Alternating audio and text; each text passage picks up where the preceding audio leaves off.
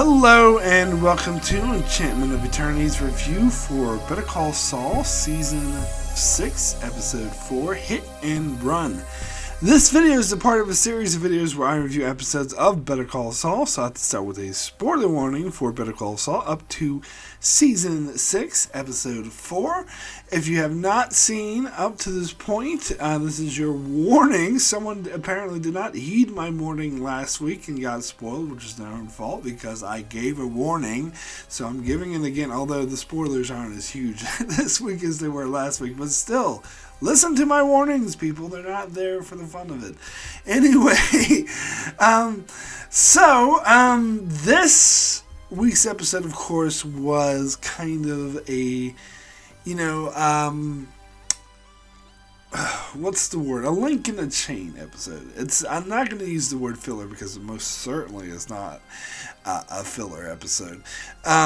Which, unfortunately, there have been some in Better Call Saul, particularly in Season 2, which was my least favorite season, and some in Season 3 and 4. But I don't think this season's going to have any. I think this season's going to be amazing. But it was more of a slower paced, let's take a breath here and relax, which is exactly what the show needed after the big, heavy episode last week. And then the two-part finale, which was like action-packed, go, go, go. We needed a sort of, give it a little of a breath. But it was still great. It was still amazing. It's still, as I said, not at all filler. It still featured some great acting, storytelling, or whatever. But it just, we definitely needed a little slower pace after last week's episode. And it focused almost entirely on Saul Goodman and Kim, which is a nice change of pace as well. Particularly, the heavy episode we got was mainly with the storyline with the cartels, which took up most of the episode last week and was definitely the heavier part of it. So it made sense to me to take a little break from that, although that did factor in a little bit in this episode. So it opens with the scene that I was like, by the end of the scene, I was like, what the hell is this? But I was like, they'll probably explain it by the end of the episode, and they did.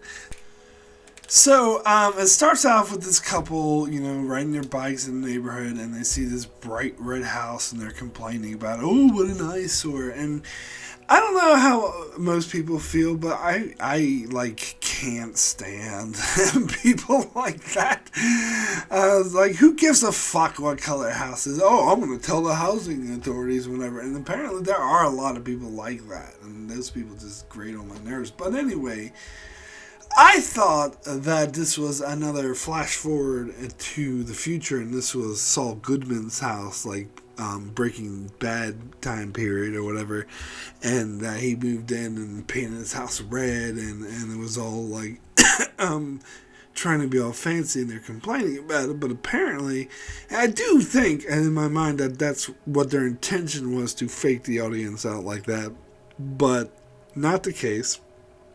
So this couple gets home, and they're still talking about this BS very nonchalantly when they go in their living rooms, and there's guys with guns sitting huge freaking automatic weapons and big muscly guys, and they're just still chatting nonchalantly like they're not even there. In fact, I almost thought they didn't even know they were there, noticed they were there until they offered one of them some tea, but then just went downstairs and kept talking about this bullshit like it mattered. And I was like, so I thought this was law enforcement at first. And then we see that there's a house they have under surveillance. And again, maybe that wasn't another intentional fake out. So, but by the end, I'll just jump to the end of the episode when they reveal what this was. It was actually Gus's people who had his own house under surveillance for, his own safety in case Lalo showed up. And we get the sequence at the end where Gus goes home and he goes into this hidden tunnel that takes him to the other house where that couple is still, nonchalantly sleeping in the basement as, Gus just walks in their house and goes upstairs. What makes me wonder who that couple was. I mean, I don't think that they owned the house and Gus just bought it and took it over. I think he probably bought it for them and helped move them in or whatever. Or maybe they didn't, and they have this understanding with him or whatever. Because at first I thought, when I saw the house they had under surveillance was Gus's, I was like, wait a second, this is breaking canon, because I thought it was law enforcement that had Gus under surveillance, which would go against what was established in Breaking Bad, because in Breaking Bad it was clear that nobody suspected Gus of anything. In fact, when Hank even suggested it to the DA and the Albuquerque police, they thought he was ridiculous and almost laughed him out of the station. But they didn't break canon. I should have more faith in the show than that, because it's not law enforcement. It was, in fact, Gus's own men. And they were waiting for Lalo to come back, and Mike is starting to doubt whether or not Lalo is actually still alive. But he shouldn't doubt Gus. Gus is, of course, correct, and he knows that Lalo is coming back. He's just waiting for his next move, and he has people out all over town, apparently working 18-hour shifts, keeping an eye out for Lalo, who has yet to appear. So who knows in what capacity he will appear, because they pinned everything on Nacho, and Hector at least bought that to a degree because he shot the fuck out of Nacho after he was already dead. But I doubt that Lalo is convinced that Gus wasn't involved at all, and Lalo most likely still has a grudge against Gus, and Gus knows this. And so I think his precautions are, in fact, smart. But they're going to hold this storyline off a little bit longer, which I'm fine with, as I said. No need to rush. And it does make for sort of interesting storytelling to have scenes like this. But the rest of the episode doesn't deal with Gus at all, pretty much. I mean, we have the threat of Lalo comes in a bit later on, but it mostly deals with Saul and Kim. And it starts off with their shenanigans, their con to disgrace Howard, which is going swimmingly. Now, I do get the impression that they will pull this con off, and so far, so good, things are going. But I do like how this show, by showing Howard go into his psychiatric appointment, and he mentions someone at home. I didn't catch who it was. Maybe a wife, a daughter, or something. I didn't catch that, but we never got any mention of this before. If we did, I don't remember it. And I just watched the show, not that the whole entire show, every season, not that long ago, and I didn't catch any reference to that, but maybe I just missed it and I'm not remembering it. But the point is, they're portraying him as like a human being, a regular human being with his own issues, and really these scenes kind of reinforce to me that he doesn't deserve what Kim and Saul are doing to him. Now, someone actually pointed this out in my comment section a couple weeks ago, and that Howard doesn't really deserve this. And I did point out that in my recent rewatch, I did note in season 2 that Howard went out of his way to treat Kim like shit when she didn't deserve it. Chuck didn't tell him to. He did that on his complete own accord, just because Kim did something to help Jimmy out or something. He treated her like shit, and even when she went out of her way to work her ass off to help the company, he still was treating her like shit, which I really lost a lot of respect for him when he did that, and said, I don't care if he wasn't the one responsible for treating Jimmy like shit, that it was actually coming from Chuck. His own behavior such as that shows that he's really kind of an ass as well. But still not as bad as deserving what they're doing to him, and especially seeing what they did do later on with, they're going to great lengths where fucking Saul dresses up like Chuck and hires Wendy, good old Wendy from Breaking Bad, the meth addict prostitute who appeared several times in Breaking Bad. I think this is the first time she appeared in Better Call Saul, and hires her to, just to pretend to be thrown out of Howard's car. He steals Howard's car, throws her out, and pretends to be Howard, yelling at her and kicking her to the curb. And I wonder if they're going to do a call back to previous season. I believe it was season 4.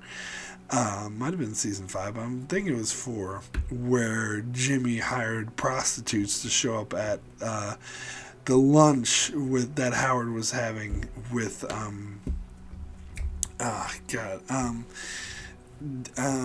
Davis and Maine guy. I'm blanking on his name, but Cliff. Yeah, he was at a lunch with Cliff, and so I wonder if they're going to bring that up as well, and that they're going to use that as a continuing, and if Cliff is going to hold that against him as well, because Cliff, I don't think, was ever cleared of that that little incident, so that might stick in his craw as well. And I do wonder if they overplayed their hand with this one a bit, because it seems a bit much. I don't know, but we'll see. We'll see if this plan works. And it is interesting that Kim was meeting with Cliff for completely unrelated reasons. I mean, obviously it's just an excuse to get him there, but it actually worked in her favor because Davis and Maine might help her with her pro bono work in some capacity. Or it wasn't necessarily I can't remember exactly what it had to do with, but it was something that some sort of charity thing that she was interested in. So that was interesting, and so she's, Kim's feeling good about herself for helping people, and doesn't give a shit about treating Howard, what she's doing to Howard, because she assumes that he's a bad guy. But is he really that bad of a guy? Does he really deserve this? Is Kim any better? We know that Saul's not, so we don't even need to ask that. But is Kim? No, I don't think so. Especially the way that we saw they did a previous one. They showed the way she treated that couple. Again, blanking on their names, but she, you could say, oh, they deserved it because they were scam artists, but really, I mean, I don't know. Kim is starting to very quickly lose her moral high ground, yet in her mind she still has it. So it's really interesting to see where they're taking this character. Okay, so then we get into the stuff where Saul goes to the courthouse and everyone's treating him like he's a piece of garbage, like he's covered in shit. And this is kind of what I gleaned from the previews that would happen.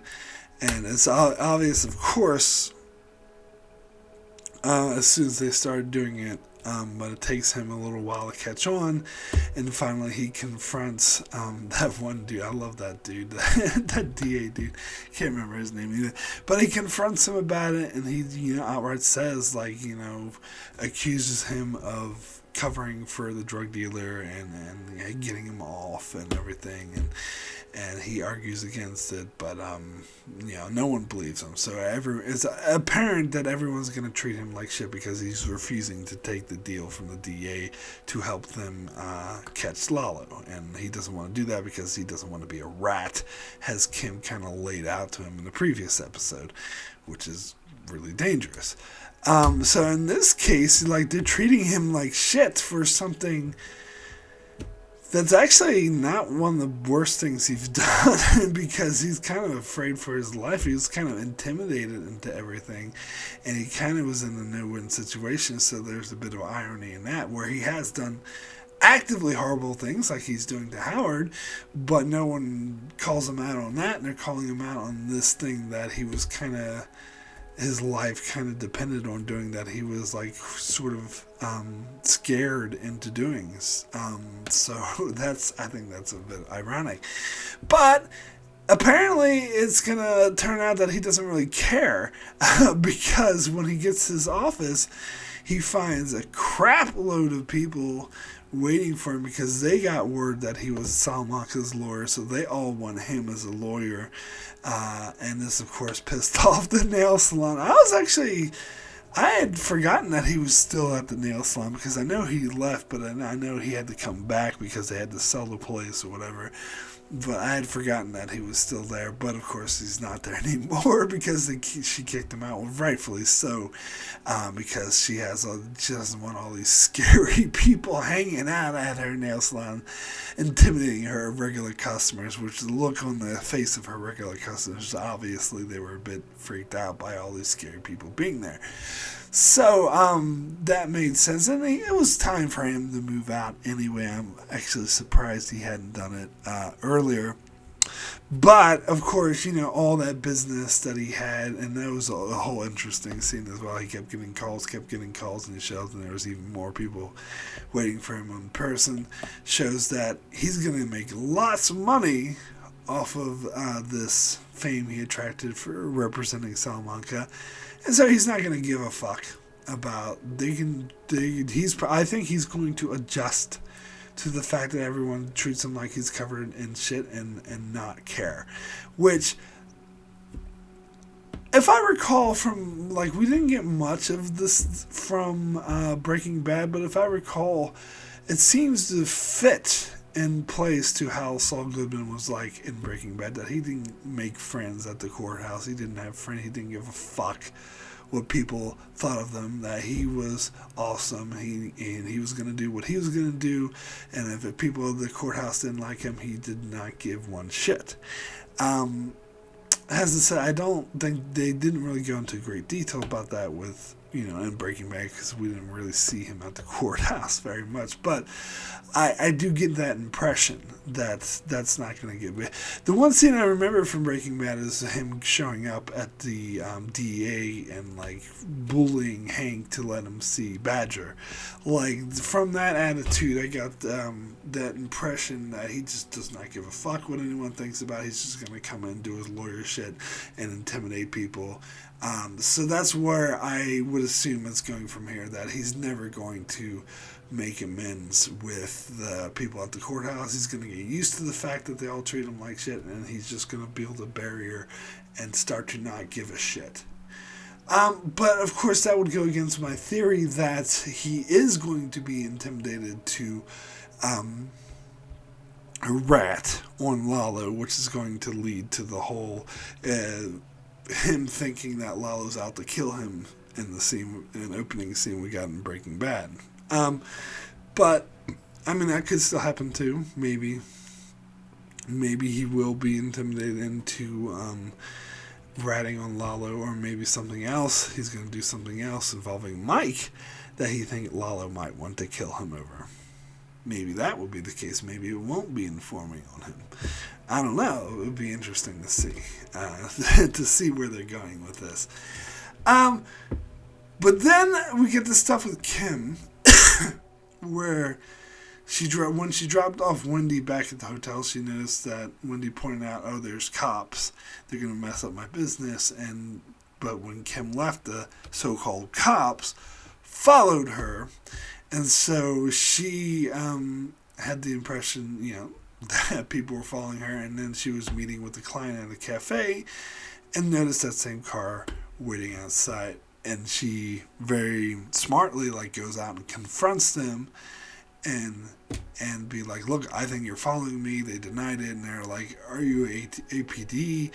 And they denied it, and so they're like, "Well, since you're not identifying yourselves as law enforcement, I'm going to call law enforcement, and because I think you're following me." And they're like, "Okay, I'm sorry," and they head off. Now, again, maybe this was an intentional misdirect by the show, but I actually thought it was law enforcement. Again, probably because I misread that opening scene, which again might have been intentional to throw you off. I did not think they were Gus's men or Mike's men.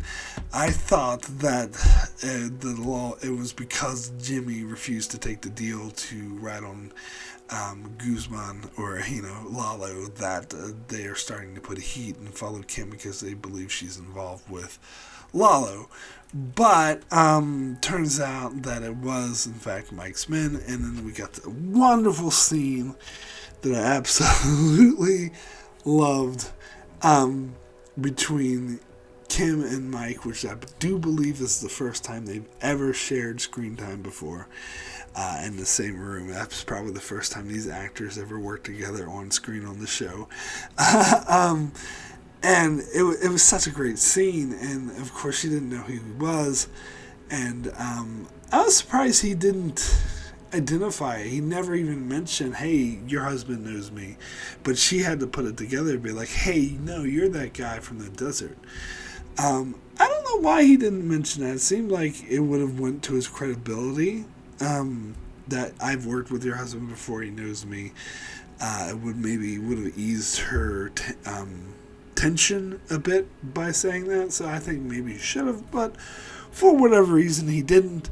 And but he did want to reassure her. He's like, look, we're not law enforcement, and it says, there's some things that you're up to that you want to keep private, and this has nothing to do with that. I love how he points it out, because you can obviously tell from this is a surveillance that they're pulling this con, but he doesn't give two shits about that. He's like, look, he's being straight up, like, I don't care about, this has nothing to do with this, is about Lalo. And I love how, she's like, but Lalo's dead, and he just looks at her. Just gives her that classic Mike look, and she can tell, like, no, he's not dead. And then you see her visibly start to freak out, which is very understandable. And then I like how she asks him, like, if you know Saul, why didn't you go to him about this? And his answer, which I think is absolutely amazing, is he says, because you're made of sterner stuff than he is. And he's right, especially because of, to be fair to Saul, he did suffer a trauma, and he is still suffering from PTSD after his event of almost dying in the desert and having to drink his own pee. It's understandable he would be a bit more fragile. Whereas Kim definitely would be better able to handle this.